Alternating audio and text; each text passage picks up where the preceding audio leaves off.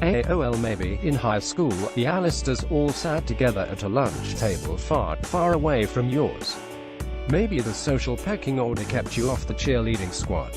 Maybe the only thing more painful than not being asked to the prom was your mother's suggestion that you go with your friends. Ouch to all of it.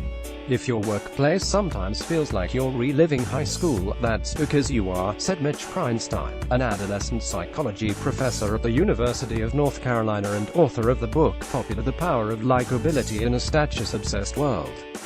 Psychological research has found that the same social dynamics that we remember so unfondly from adolescence are pretty much still in play and continue to govern our lives as adults. Prinstein told HuffPost, "It may not be called popularity anymore, though." Prinstein uses the terms likability and status to define what made so many of us miserable in high school. Likability is a person's ability to make others feel valued, included and happy, he said, while status is determined by the attention, power, influence and visibility a person has. Anyone who went to high school or secondary school can distinguish between these two forms of popularity. Even as adults, our position within the social hierarchy still matters more than we may have even thought or hoped it would, he said. So how does this play out in the workplace? Obviously, the traits that determine who rises in a workplace go beyond personality and include many other factors. People who are well-liked are more likely than their equally qualified counterparts to be hired and promoted, and even earn higher salaries, research has shown. They are also more likely to feel satisfied at work, happier at home, and less likely to suffer from addictions, depression and anxiety. Prinstein wrote in an article for the BBC, "Have you ever sat in a meeting and observed how one guy just seems more comfortable and relaxed than everyone else, how his ideas always grab the boss's attention and are the ones most likely to be implemented? There's an excellent chance he's someone who was a leader in high school. Now he's on track to being a leader at your company. Putting aside any jealousy of his ease and success, you actually really like the guy.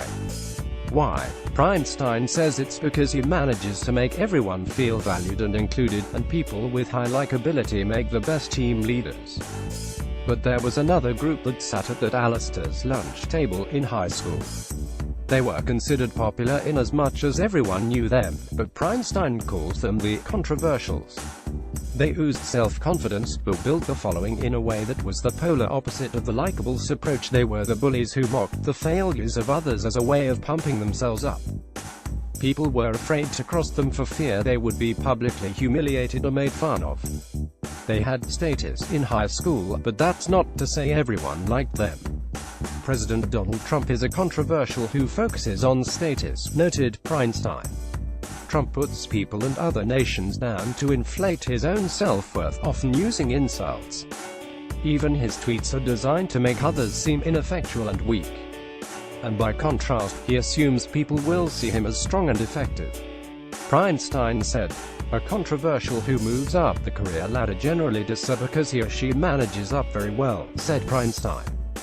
That said, they aren't much fun to work for. They bully the people who work for them, condescend to the peers and keep underlings in line by demeaning them, often publicly. They get hired because they can be quite affable, turning on the charm when it needs to be turned on. They get promoted because they recognize and deliver what the boss wants, results. If you have the misfortune to work for a controversial, you probably are updating your resume. There are some jobs, however, where controversials shine. A controversial may be the ideal boss on a factory assembly line, but he wouldn't be a good fit for a position that requires collaboration and teamwork, said Prinstein. The good news is that many workplaces today put a premium on teamwork. They value collaboration and emphasize having a friendly work environment. Prinstein's research found that a teen's likability ultimately places her or him into one of 5 categories: average, accepted, neglected, rejected, or the aforementioned controversial. About 50% of teens are average, he told HuffPost, which means they are liked by some, disliked by others, and occupy a middle ground where they have good friends and don't worry too much about bullying. Kids who endured far more torture in the high school acceptance game were the neglected or rejected ones. Neglected teens are neither disliked nor liked. The peers have no opinion of them and mostly act as if they are invisible. Being invisible in the workplace isn't always such a great thing. flying below the radar and not making any personal connections puts neglecteds at risk of being passed over for new roles and challenges. Neglecteds should seek out a mentor who can champion the work to others. On the plus side, neglecteds are the most adaptable workers, Feinstein said. They stay quiet and listen. They are good to move from one group to the other because they adapt readily. The rejected teens in high school were the people who were more disliked than liked. Rejecteds in the workplace can have weaker, spotty social skills when it comes to collaboration and communication, and they may be bullies. They frequently say the wrong thing. But that aside, they can be valuable employees who accurately perceive the needs of others, are sensitive to concerns, and show empathy. So, long after you graduate, does popularity seriously still really matter? Totally, said Feinstein.